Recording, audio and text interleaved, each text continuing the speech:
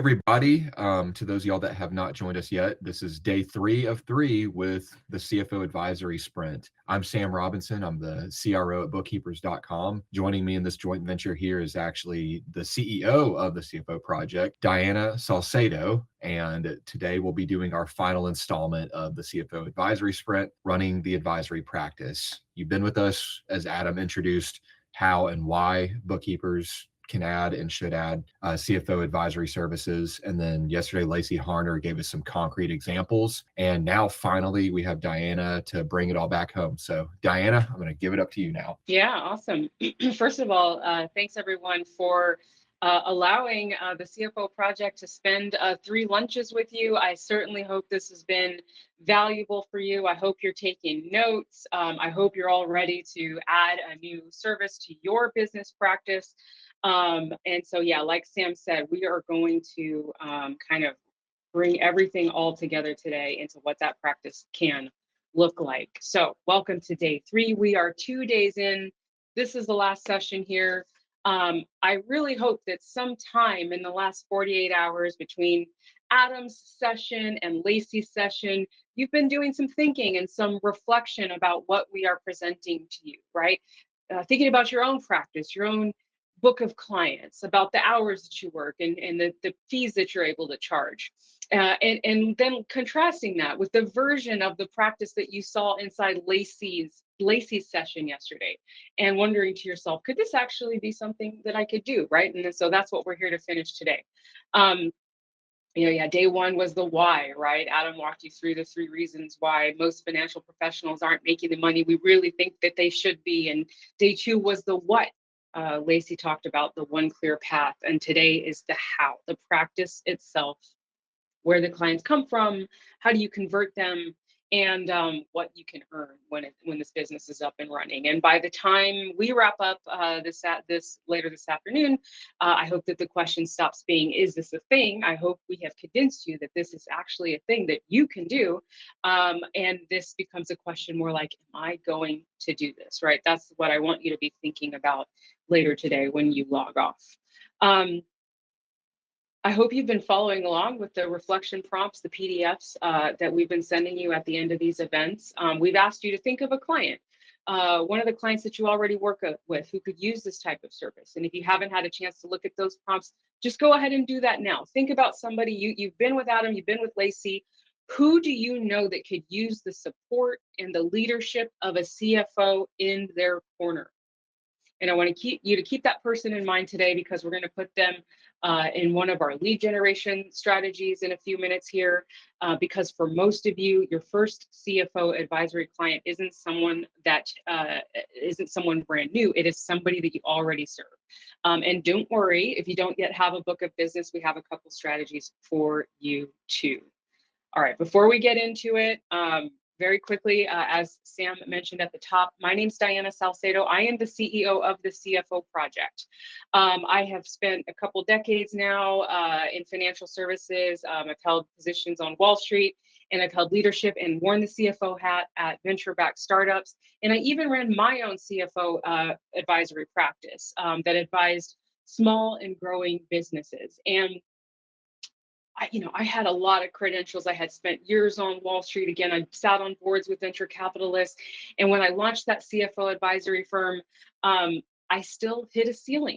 I certainly had the skills and the expertise and a lot of great insights and some good analytical chops to add value to my clients, but I didn't have a system that I could delegate, teach others, that would allow me to scale. And so that has brought me here to the CFO Project. I joined the company because I believe in its mission to eradicate small business failure, one trained CFO at a time.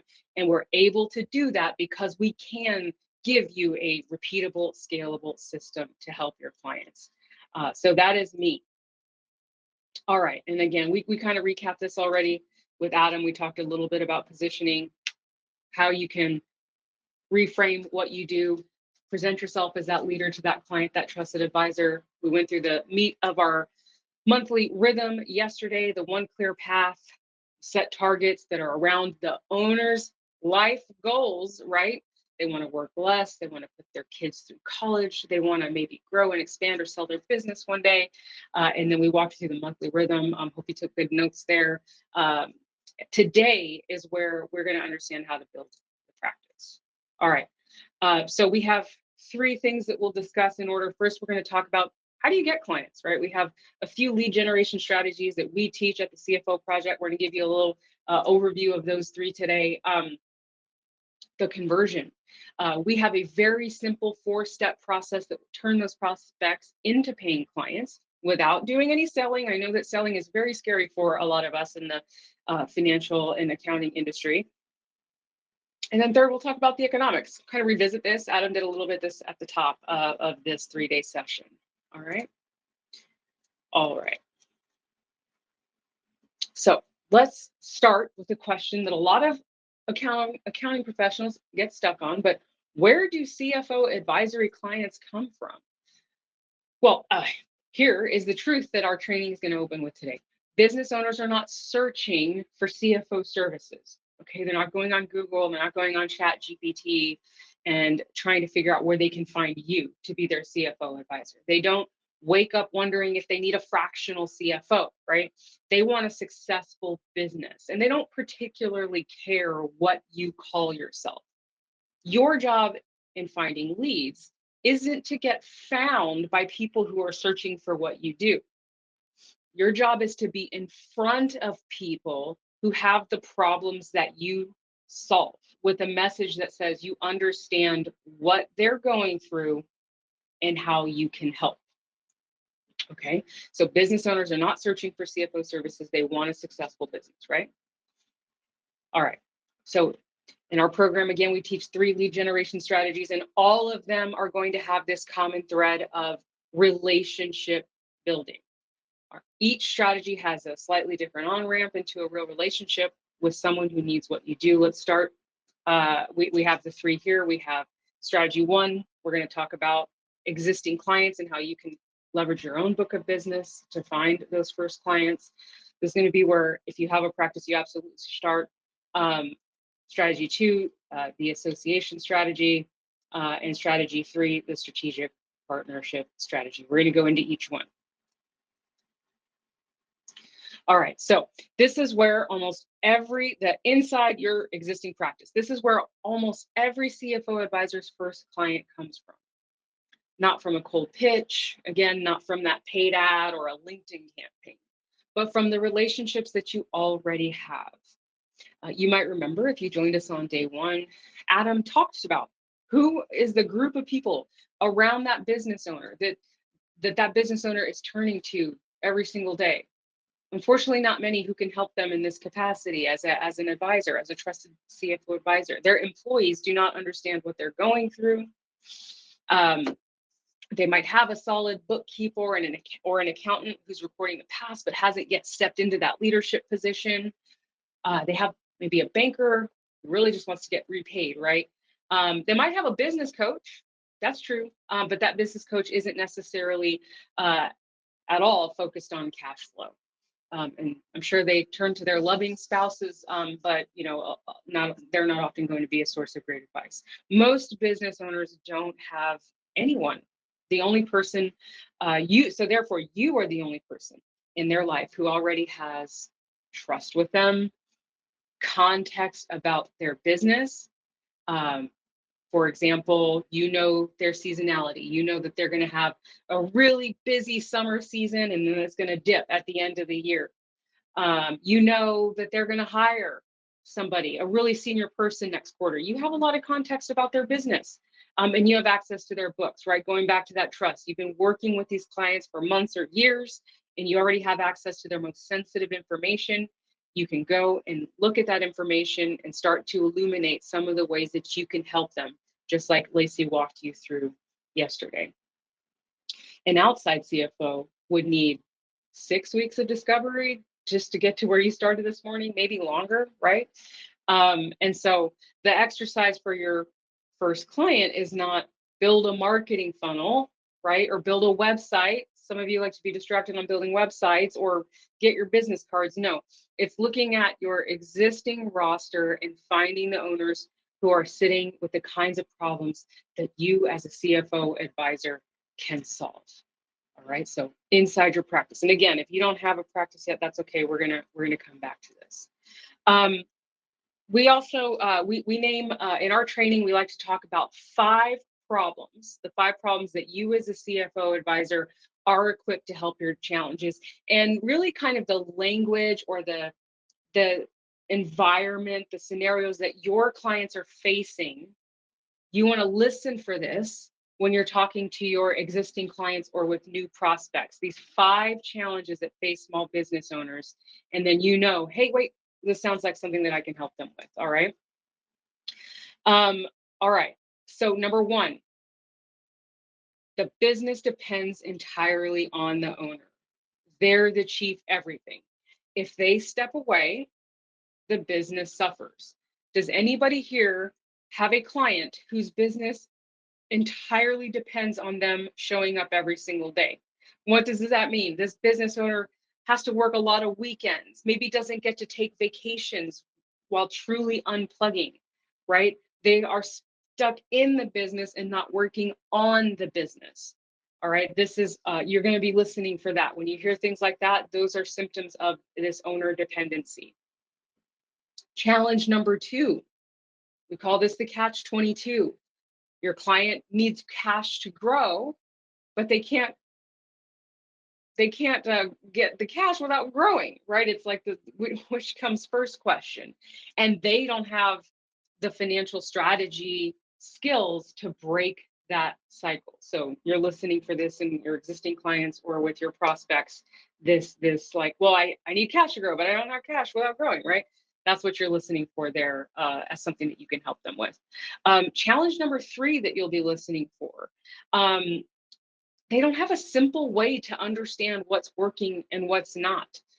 Financial statements are not management tools. And your clients, they know that, and they can't make decisions from reports that they don't understand, right? Well, that's where our tools and our process are going to help them be able to actually make decisions based on their data. Number 4, fear. Fear of failure, fear of not providing for their family, the stress that you'll hear from your clients or from your prospects that kind of bleeds into their personal relationships. All right, when you're hearing this, again, there's a lack of control and understanding in their business that you can help them with. And then in a more positive light, but you will hear your clients and your prospects talking about how they want to make a bigger impact, right? They got into their business because they're very good at their craft. They want to grow. Maybe they want to help provide jobs in their community. They want to train others in their craft, and again, they want to provide for their families and set up their families for generations, right? When you hear that, and they're just not sure how to continue to grow, again, that should be a signal for you that this is something that you can help them with. So this is not a poll question that I've loaded up for you guys, but I'm curious right now, if you want to participate, drop in the chat right now, which of these challenges do you hear most often in your existing book of clients? Or if you have that client in mind that I mentioned at the beginning, which of these challenges does that client struggle with? It could be more than one, but I'm just curious what you guys are hearing for your clients. And just to reiterate, these this is the way that you identify prospective clients for the business. They are not going to be able, your clients, your prospects are not going to be able to articulate clearly that they need a CFO or that they need help understanding the drivers of their business. When you hear these things, these are the signals. You hear this, you can articulate that these challenges come down to understanding the drivers of the business, and this is going to be your entry point into the conversation. All right. And before I move on from here, one additional reminder in terms of finding clients. I think Adam covered this a couple of days ago, but you want to find a business that's large enough where your $24,000 a year in advisory fees is reasonable relative to what the business produces, right? And so we like the $500,000 minimum revenue range up to $5 million. beneath $500,000, below that floor, the math gets a little bit difficult for the business owner. Not to say that they can't do it. Some are very committed to investing in their businesses, but it's just harder, right? But within that range, the conversation is going to be fairly straightforward. By the way, above 5 million, this absolutely can work, but there might just be added layers of complexity, and maybe your services will have to evolve with that added complexity. All right, so the big takeaway here is for a lot of you who already have practices, your first lead doesn't need to be found, but it just needs to be recognized, right, within your existing book of business. Okay, now I did say this. If you do not already have a practice, that's okay. We have a couple of other strategies that we know work for you to go and find clients. So to keep filling your pipeline, or again, if you don't have a practice, one of these two strategies can work. The first is our association strategy. This is about being present where small business owners already are, or maybe the people who already advise them, right? So think about industry associations, chambers of commerce, local business groups, owner peer groups, CPA society chapters, trade specific conferences, right? You're not pitching from a stage, but you're just showing up consistently. You're becoming part of that community, that association. You're having real conversations. You're listening to others. You're trying to be helpful where you can. And you're going to become the person in the room that everyone understands. Oh, that is the person who can help an owner have a successful business. The advisors who run this strategy well are speaking, contributing, and building genuine standing inside a community where their target client already trusts, right? So not only are you becoming a member of this community and becoming well known in this community, but you are borrowing the credibility and the trust of that organization, of that community, to help reduce some barriers when you start to have those real conversations and talk to prospective clients, okay? So that's one of our tried and true strategies. You want to be where the clients are. Our next strategy is the strategic partner strategy. Okay, so this is about finding professionals who already serve the same client that you want to serve. Has anybody ever heard of the acronym ABCs? Think of like a triangle. It stands for attorneys, bankers, and CPAs, controllers.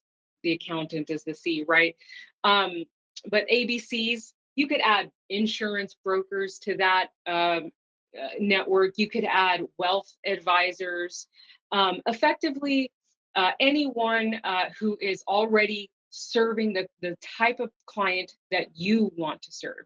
Each one of these members in that network already has their own network of small business owners, and each one of those people, the bankers, the attorneys, etc., are incentivized to refer their clients to someone who will actually help them, right? They're not going to refer their clients to anyone willy-nilly because now they're putting their own reputation on the line.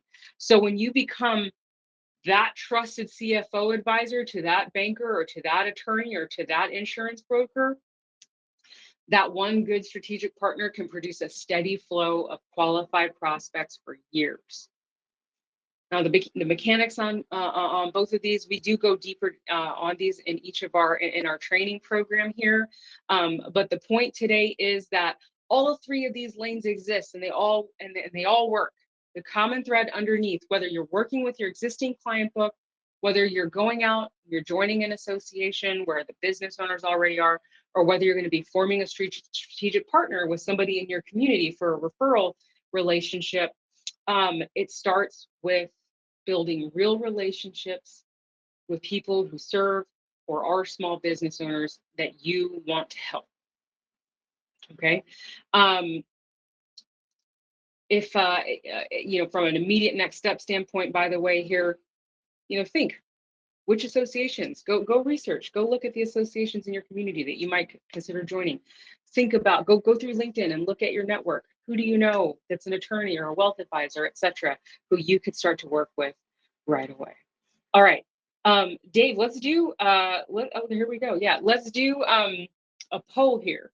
I'm curious for you guys, just to keep you engaged, which lead generation strategy is the recommended starting place for a new CFO advisor?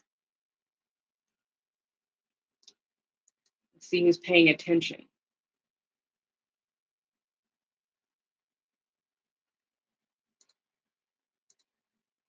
All right. Yeah. So most of you are most of you are paying attention. The existing client strategy, we do recommend that. Now, for some of you who picked one of the other two, that might be where you need to start if you don't already have a book of existing business. But if you do, we certainly recommend that you start there. Again, you already have trust, access, and context. We actually, some of you did answer, hey, all three at the same time. Maybe not, I maybe wasn't clear there. We do not actually recommend that you do try all three at the same time. You could spread yourself too thin. We really want you to go deep, not broad, right? So find a couple of really good associations and go deep in those and get involved, or find a couple of potential strategic partners and build those relationships out, add a lot of value up front.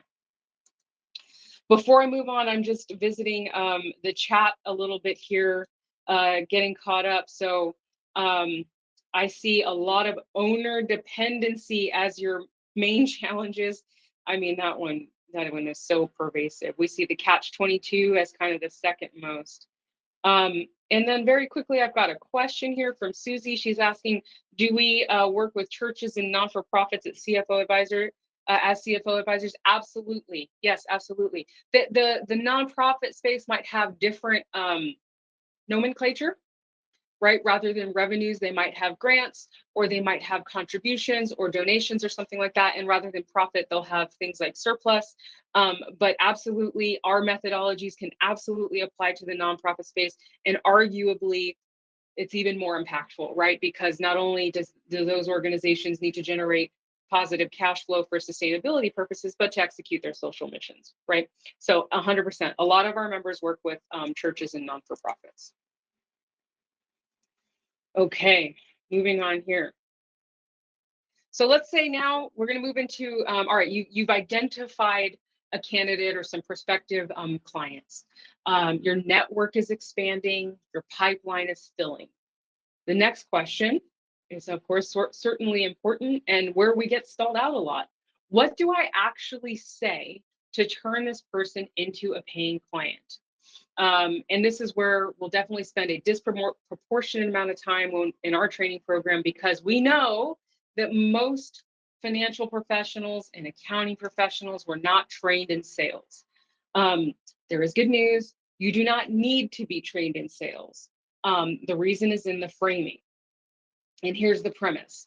Selling CFO advisory is not about any kind of sales techniques. It's about building a relationship. I know I keep like hammering this over the head here, but truly, truly, truly, we're not going to teach you how to pitch. We're not even going to teach the concept of an elevator pitch. We are talking about building relationships. Business owners do not want to be sold to. They want help. They are what we call problem aware. They know they're stressed about cash. They know they're working too many hours. They know they're not growing. But they are not solution aware. They don't know what a CFO really does, and they don't wake up thinking that they need one. So we don't pitch. What we have is a 4-step process, a structured sequence of small and easy steps designed to build trust and rapport until the prospect arrives at a yes, all on their own. And that whole sequence is called, for us, we call it the 4-step client conversion process, okay? Each step is deliberately small so that the prospect can say yes at each individual step. And by the time they step 4, saying yes is just one other small step. So let's walk through all 4 together. So step 1 is what we call the right fit meeting. This is a short conversation. Your job as the CFO advisor in this right fit meeting is to listen way more than you talk. You want to learn about the prospect. You want to learn about their business. What are they working on? what's keeping them up at night. And you're listening for those 5 challenges that we just walked through. A lot of you have already identified owner dependency and catch-22s, but you listen for the others as well. Fear or inability to grow, the other ones that we walked through. If the conversation surfaces a real fit, then you can offer the next step. All right, so you've identified that this is a this person's business is in your revenue range. If you in particular want to focus on a specific industry and you find that they're a match there, and you hear one of these 5 challenges, then the next step is the financial assessment, which we're going to get into in a second. I do want to point out though that this is also your screening tool. Not every prospect is the right fit. Your job is to be honest about that, okay? We're not trying to push anyone into an engagement that is not going to serve them, okay? It is important that you know that saying, this doesn't sound like the right time for what I do, that's part of the process, and that's part of building a relationship that takes the long view, building that long-term trust, even when it ends in a no today. We've had a lot of CFO advisors, for example, who've had to learn to say no to businesses that are too small. It's a very common reason why we need to say no, okay? And it is part of the process. So you use the right fit call, not just to learn about the client's business and understand if you're a fit for them, but are they a fit for you? Step 2 is something that we call a financial assessment. This is where you as a CFO advisor now conduct an actual structured assessment of your prospect's business and financials. You're going to bring real value before any money has changed hands. Okay, so a little bit of work up front here, but again, this is about building that relationship, demonstrated value. You're going to look at their books. You're going to look at trends. You're going to build a picture of where cash is being made and where cash might be leaking out of the business. And 2 things happen during this financial assessment. First, you're going to uncover red flags, and you're going to uncover growth opportunities that the prospect probably doesn't see very clearly. So you're going to illuminate a lot for them. They've never looked at their business this way before. And the second thing that you're going to do is you're going to build something very tangible, very concrete findings in their own numbers that demonstrate that you understand their business better than anyone else that they're paying. All right, so this is the financial assessment step. It's important to know that you are delivering value. You're not going to charge for this. This is part of earning that trust and demonstrating that here's what I can do for you, client, if you want to work with me. Okay. All right. Once you've conducted that financial assessment, you're going to actually hold a review meeting with that prospect. Okay. You're going to walk them through what you found. This is the meeting where a lot of things shift. Okay. I mentioned earlier that your prospects, they're problem aware, right? They know they're stressed about cash. They can't make payroll, etc. But when they leave the review with you about the financial assessment, they become solution aware. Now they know that you are the person who can help. They understand that they can have someone in their corner. You have demonstrated competence in the most credible way possible by showing prospect things about their own business that they didn't know. There's a real light bulb moment for them. Wow, look at this. Look at what they've shown me. Done well by the end of this meeting, the prospect is the one asking you, well, what do I do next? How do I fix what you found? And that's the moment of the conversation, right? That's the key moment of the conversion. It's not that you've landed a pitch, but you've named a problem owned by the client, and now there's somebody sitting across from them who's offering to help them resolve it. Then you take the final, very small next step. At the end of that meeting, you can present a proposal, right? By this point, the relationship feels strong enough. Why? Because you've either known this client for years or you've been building that relationship through either your associations or through your strategic partnerships. And then you've demonstrated value. You've gotten under the hood. You've illuminated some things for them, and that you can be in their corner. The next step, it's not a sales pitch. Hey, client, what we've just done, how would you like to do this 4 weeks from now? right? We can structure something to work together, and I can help make sure that these drivers are being moved in the right direction every single month. That is why roughly 1 out of every 2 qualified proposals turns into a paying CFO advisory client. That is a real statistic from our CFO advisors at the CFO Project. When you follow the process, you will find almost 50% will say yes.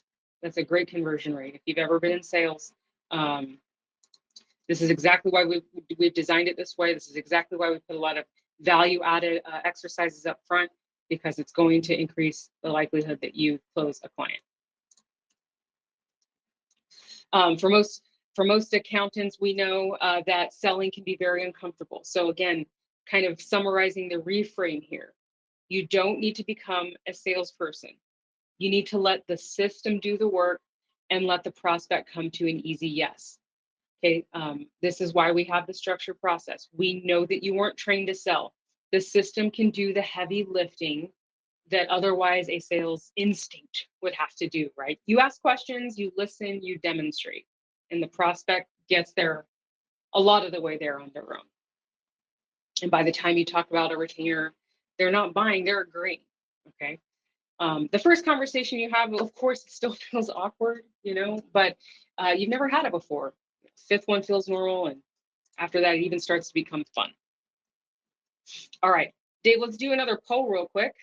See who's paying attention. What is the conversion rate that our CFO advisors who follow the 4-step process see on qualified proposals?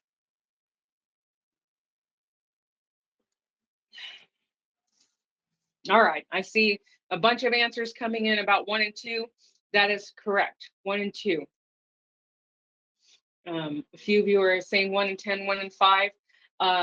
We do see, if you follow the process that we've laid out here, that again starts with not selling, not a pitch, but building trust, building relationships, and providing a lot of value up front, we're going to see a 1 and 2 conversion rate.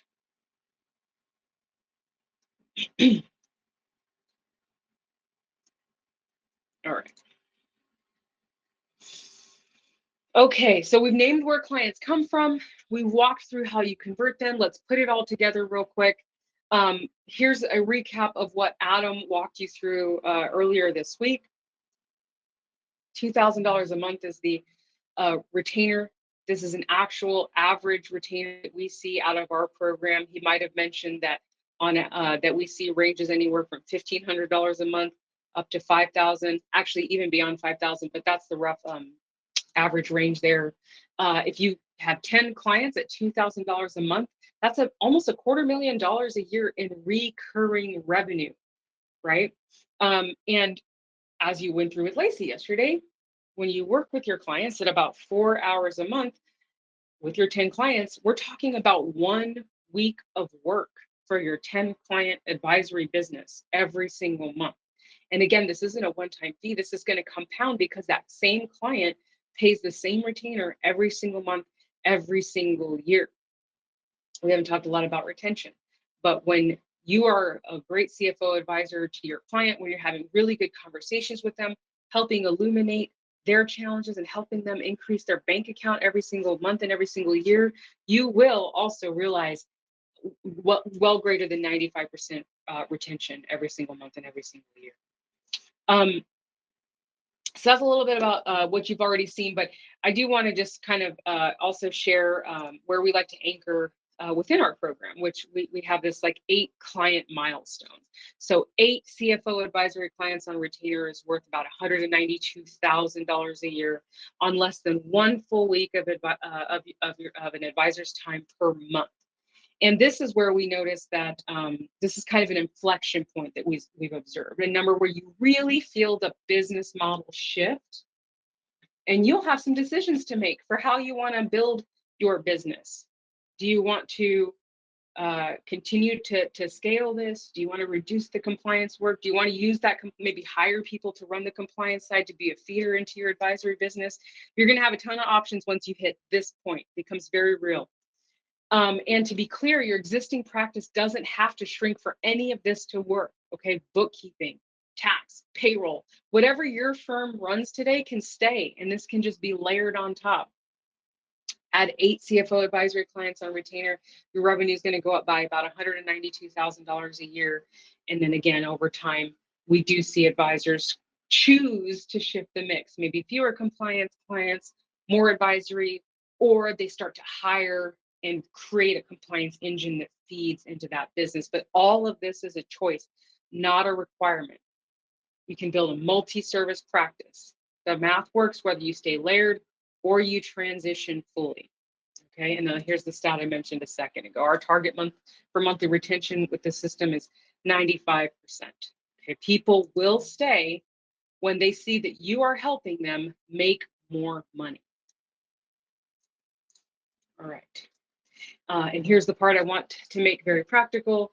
Remember that 1 in 2 conversion rate. So to land 8 CFO advisory clients at this conversion rate that we just walked through, 1 in 2 qualified proposals, then you only need 16 prospects to put through our 4-step conversion process. So if you're just average, right?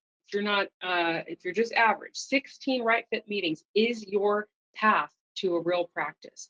So for those of you with an existing practice, does anybody here already serve 16 clients that you could approach with this conversation? I'm guessing for many of you that the answer is yes. And if you don't have a business yet, what do you think? Do you think you could go out and meet 16 people over the next few months or year? Absolutely, you could when you join these associations and meet and start forming strategic partnerships. So that's the economics, right? $192,000 for 32 hours, 16 conversations is the path. That is the practice. All right. I want to take a moment to talk about one of our CFO advisors. His name is Jamel. He's based in Douglasville, Georgia, and he came through our program. He built a practice, and he's been running this system with his clients ever since.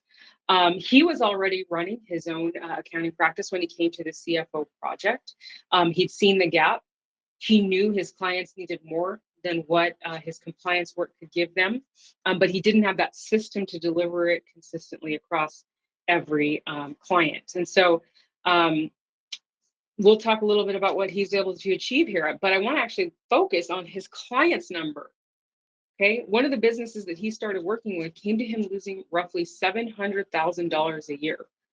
Real loss, real risk, and the kind of number that's not going to fix itself.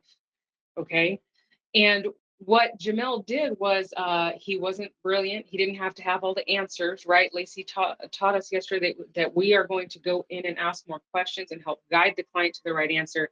What Jamel did was he illuminated a single driver that client needed to focus on during the time that he was working with them. For this particular client, it happened to be the average job value. And every single month, for 11 months, he worked with this client on the plan to figure out how to affect the average job value in the right direction. And they worked together for 11 months, right? No one is promising that this is some kind of Band-Aid that overnight they're going to have more cash in the bank. I guarantee you that some of the ideas that business owner and Jamel agreed to try didn't work, but they kept focusing on that single driver. Perhaps there was more sales training that the owner did with his team.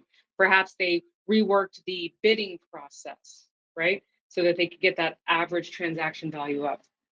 All I know is that Jamel, he showed up every single month, illuminating the issue, showing progress, and being consistently there for that client. And here was the outcome. 11 months later, that same business was producing $500,000 a year in profit. That is a $1.2 million swing. Okay, the same business and the same owner and the same employees. But what changed wasn't the work the business was doing. It was that Jamel showed up every month with that clear process, the same 6 steps that Lacey walked you through yesterday to help the owner focus every 30 days on that average job value. All right, and this is what a CFO advisor does. Okay, this is not theory. This is what we do in practice. And in Jamel's own words, he's been a part of a lot of groups, but he had not yet seen the success that he saw with the CFO project. In less than 6 months, he added $100,000 in contracts. He's just one. We've got a lot of success stories like this. We've trained over 1,200 CFO advisors in our program. This quote is even dated. He has been with us for years now, and he's actually one of our mentors. We're going to talk a little bit about our program here in a second. But this is the kind of impact that you as a CFO advisor can have on your clients' businesses and on their lives, right? And then, of course, on your own business practice. All right, so let's look at some takeaways from today. 3 things to carry out of today. First are the lead generation strategies. There are 3, okay, that we teach. There's obviously a lot of ways that you can go out and find clients, but we know that these 3 work. Okay, so existing clients, of course, that makes a lot of sense. Let's start with who you already know, who trusts you, where you have access and where you have context. Number 2 is that association strategy. What are the associations in your community that you can go join today to meet more prospective clients? And 3 is that strategic partner strategy. Go look at your network. Who do you know that already serves small business owners? Build that kind of referral relationship with them. Do not try all 3 at once. Start with 1, maybe 2. The second takeaway here is that the 4th-step client conversion is not selling, it's relationship building. You're going to have a right fit meeting. That'll lead into a financial assessment. That'll lead into a meeting where you review. And finally, the offer. Each step is small by design, and about 1 in 2 qualified proposals will become a paying client when you run this process. And our third takeaway, the economics are very tangible here, okay? $200,000 a month is the average retainer that we observe in our community, okay? This is a real number, on less than 4 hours a month per client. You get 8 clients, $192,000 a year, layered on top of what you already do. That's a great milestone for you to anchor on. Okay. You will get a PDF reflection here as well. So you know, we won't meet tomorrow, but I hope you take the time to reflect on some of those moves. All right. So before we talk about a path forward, let's take a step back and zoom out. This was never a workshop about 3 disconnected topics. I hope you've seen the arc, what you saw on day 1, how you can position yourself, how to get in front of an owner and provide something that they actually want, which is a successful business. And you are the right person to deliver that for them. 2 is the system. Okay, it's one thing to offer a service. It's another to be able to show up doing the same thing consistently that can generate consistent positive outcomes for your client. Without a system, you will hit a ceiling, just like I did, despite all of my training and experience when I tried to start this business myself back in 2017. It was a successful business, by the way, but it was hard to scale, right? Number 3 is the practice. Business owners will pay a premium retainer for this kind of advisory relationship.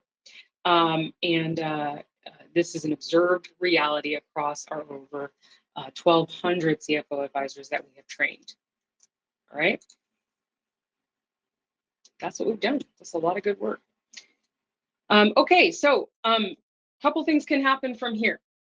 One is you can absolutely, I hope some of you do take these concepts that we have shared with you over the last 3 days, and you can totally do this on your own.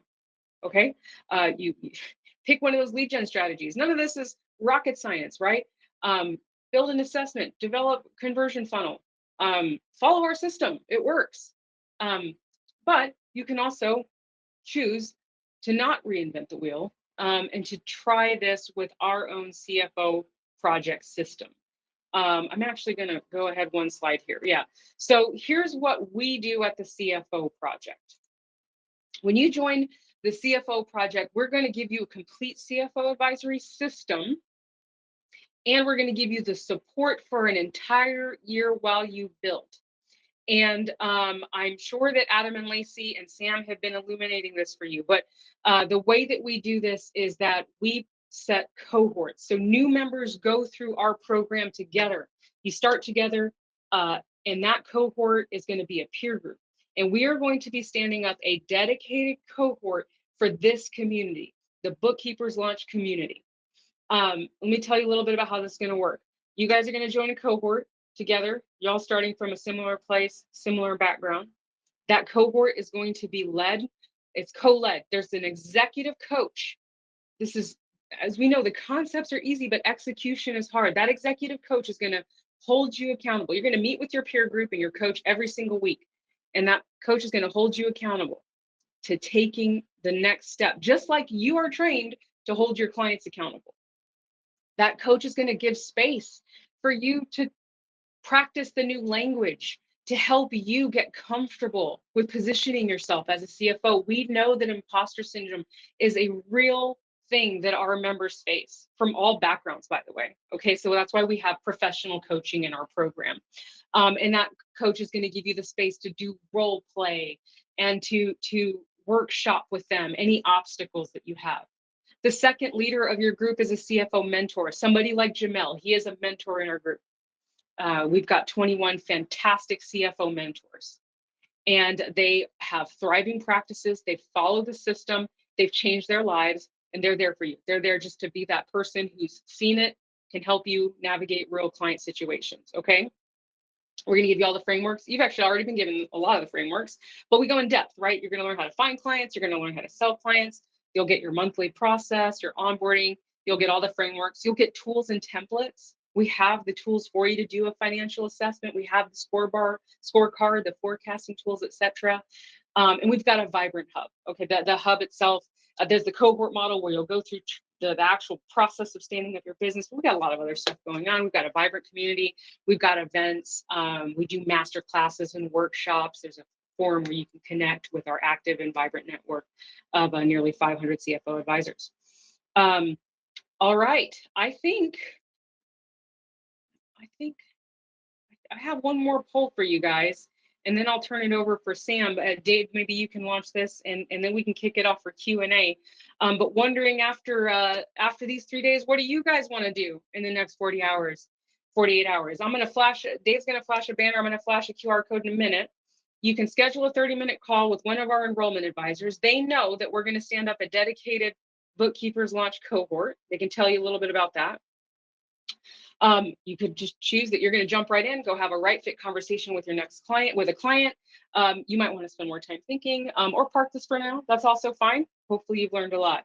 But go ahead and answer that poll there, and I'll leave this up. And Sam,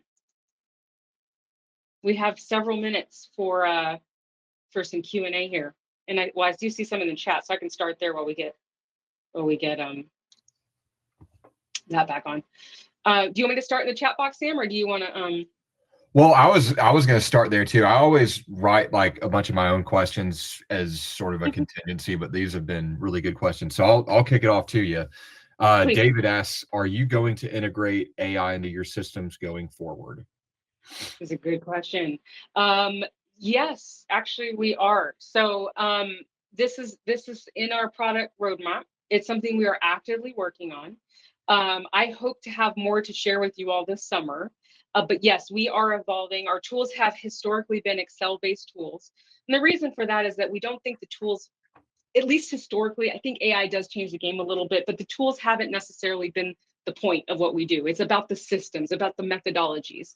It's about how you change your clients' businesses. But we see now AI as a multiplying force. We absolutely know that AI can make us better CFOs. And so the next iteration of the tool is an AI-powered tool. And I hope to have more information for you guys this summer, but yes, that's coming. Excellent. And another interesting question actually from Arnold, I saw this earlier, is this offering CFO advisory doable without doing bookkeeping for a client? Like, could you have a client that's just a CFO advisory client? I mean, I would imagine these would all come from your bookkeeping clients, but I was just wondering. Oh, absolutely. Yeah. So I was never a bookkeeper, and I had a CFO advisory practice. So I think as long as you can read a P&L, you know your way around the balance sheet, you have the technical skills to do this. Now, this is obviously the Bookkeepers launch community. And so for some of you, you're already doing bookkeeping for clients, which is actually I can't think of a better position to start from to try to sell a client, because you already have literally everything that you need to then just take that next step and become the advisor. But no, you do not have to have bookkeeping clients. We have CPAs in our program, tax enrolled agents in our program. other folks from like just FP&A, like more financial functions coming through. Again, really, as long as you know your way around the financial statements, we're gonna teach you the 12 cash flow drivers. We're gonna give you the tools so that you can set targets and know if you're on or off track. And then after that, you need to become a coach, and we're going to teach you how to do that as well. A coach to your clients. Excellent. Okay, I have a string of questions from a man named David. They're all very, very good questions. The first one, this offering CFO advisory, I'm presuming, sounds restrictive to local areas versus anywhere in the country. How do you handle companies that are handled via Zoom? I'm guessing he means like remote or virtual clients. I think so first of all, one of the 3 strategies I think is potentially more localized than others, the association strategy. But if you already have an existing book of business of clients who are remote, there's nothing you can't do over Zoom that we've presented. Plenty of our CFO advisors, even by the way, if the client is down the street, they're doing virtual meetings. So you can absolutely do this virtually. From a go-to-market standpoint, the association strategy is something that's a little bit more localized, but it doesn't have to be. I mean, you guys were just at GrowCon. Like you can travel to conferences and join national associations. Obviously, if there's something down the street where you can meet business owners, it might be a little bit more accessible. The strategic partner strategy, presumably to that, you could have strategic partners all over the country, and you're just referring to one another if you have an attorney and you guys are sharing leads back and forth or prospects back and forth. There's nothing, it doesn't have to be localized. It doesn't even have to be in the United States. We actually have plenty of members also abroad, by the way. You just have to have a client base. You have to know that in your whatever strategy you choose, that you have an access to potential clients. Excellent. Another question, David, I might move on to someone else because you've asked a lot of them, but you appreciate it. I have a question here from Kimberly. When clients aren't actively doing AP or AR and are retroactively doing their bank feeds, how does one position themselves to move to a better system? Yeah, the quality of the data is always a good question that we get. When it comes to cash collections, I do like the data to be a little bit tighter than, say, like a revenue or a COGS number, because it literally has to do with the cash flow. But here's a couple things I'll say about data. One is that, of course, we all like clean data, and we should try to get the data as clean as possible. And if some of you are starting with clients, if you already have bookkeeping clients, you have a lot of control over how you can affect the quality of that data, and by all means, please do, so that it makes your job easier as a CFO advisor. For those of you who are not doing the bookkeeping or you don't have as much control, we do also appreciate that a lot of times, not every time, again, especially now when I'm thinking about receivables and payables, I'm actually trying to decide if it's the same, but a lot of times the baseline is sufficient. And what I mean is, let's say that your days receivable is at 40 days, and you know it's not the cleanest number, that 40 days number. What's important is that over the next few months while you're working with your client, that number is going down. So you can start at a certain baseline for a lot of these metrics and just know that you're affecting it in the right direction. But again, I do, of course, want to start with clean data. So as much as possible, either be the bookkeeper that's managing clean data, or put pressure on their bookkeeper to make sure that they're cleaning up their data. And if let me say one more thing, you've sold a business owner on changing their business and changing their life.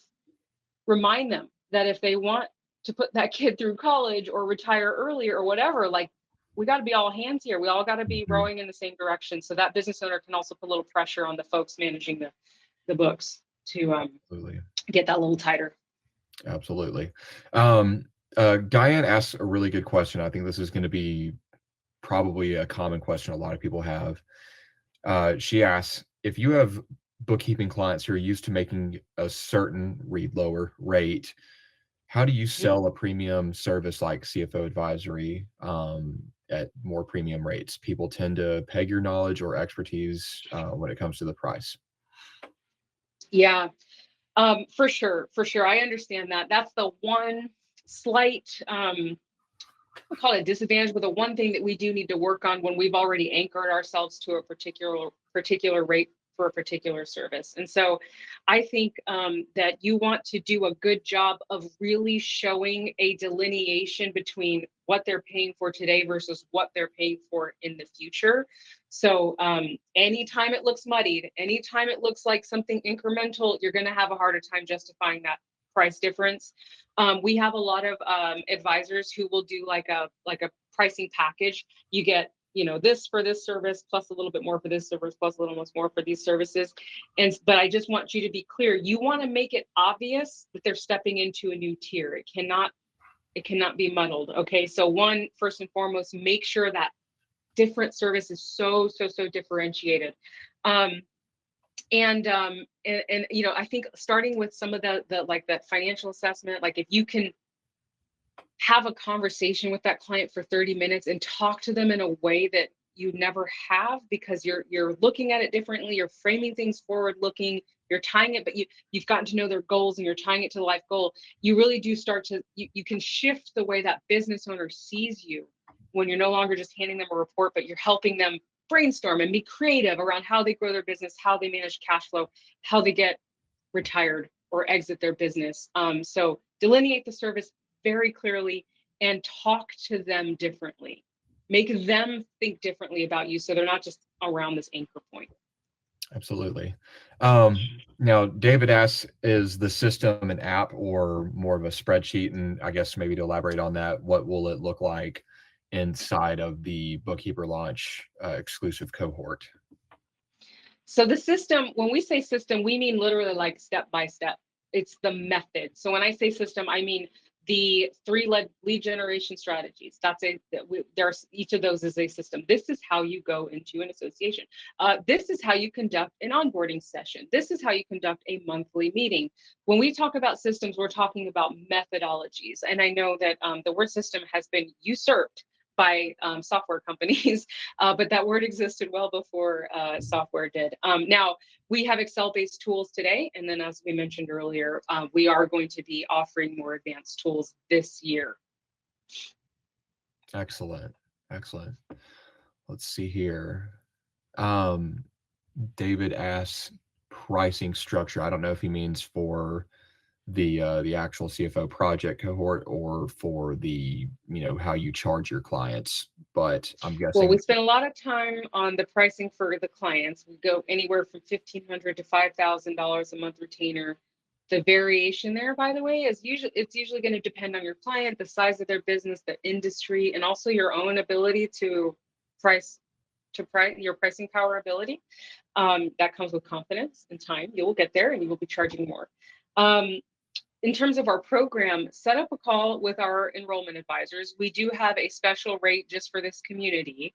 And the reason I'm not going to necessarily say any numbers now is because we actually have different plans based on where you are. So there's a upfront cash plan, there's the I need financing plan, etc. So there's going to be no pressure. These guys will tell you everything that you need to know. They can even help you build a very quick mini business plan. They want to know your life goals. They want to know if we're even the right fit for you as well. So excellent, awesome. Let's see here. Why is it called a retainer as opposed to a monthly rate, etc.? That's from Dawn. You can call it whatever you want. That's just a nomenclature thing. I think in professional services, that's the word that we've adopted, is this idea of a retainer. In other words, you're going to be paid every single month, regardless of how much you work, which is why it's important to have a system, by the way, because you don't want to all of a sudden be working a lot more hours on one month versus another. So that's why we systematize things. Yeah, when I hear the word retainer, I always think of like people that keep attorneys on retainer. You've seen that in movies or TV shows, and I mean I think that's indicative of like a premium service. Yeah, that's fair too. You're signaling. I like that too. Yeah. And maybe something on the back end as we're closing out here. Heidi tried to schedule a right fit call, and the link isn't working. Is there a possibility that it's the QR code messing up, and maybe not the? What about the banner there? Can you guys see? I'm gonna CFO Project on call. I'm going there. I see it. It's working on my end. if that, let's see if that QR code should be working. I'm going to try this in real time. Anybody else having trouble with that QR code? It looks like that might be the issue. I put the link on there, but I got a message from Erica saying that the banner did not work for the The actual. banner didn't work. Yeah, Can we drop site. it in the chat? Can we drop it in the chat real quick? Yes, I just put it the CFOproject.com/. Okay, good. Yeah, thank you. Thank you. Sorry about that, y'all. That's obviously not ideal. I'll tell you what, we've got the QR code there. Sam just dropped it in the chat, and we're definitely going to send some emails after this. So there will be plenty of opportunities to get some calls. And I'm sorry that banner did not work. Oh, it happens. Well, this has been very helpful these past 3 days. I'm hoping that in the crowd, regardless if y'all sign up with the right fit call and join this cohort, I hope y'all have gotten a lot of great information, and I appreciate you guys for joining us for the past 3 days. I'm thankful for the CFO Project, Dyanna, Adam, and Lacey as well. So guys, I appreciate it. And I wish y'all have a great weekend and really think about this. Have a good one, guys.